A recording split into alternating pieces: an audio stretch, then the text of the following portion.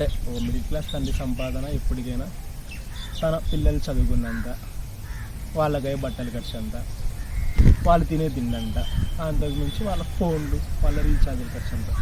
మా నాన్న అంతే, నేను చదువుకునే చదువు అంట, ఆ పై నేను చేసే ఖర్చు అంత, ఈ ఫోన్ రీఛార్జ్ అంత, అంతే.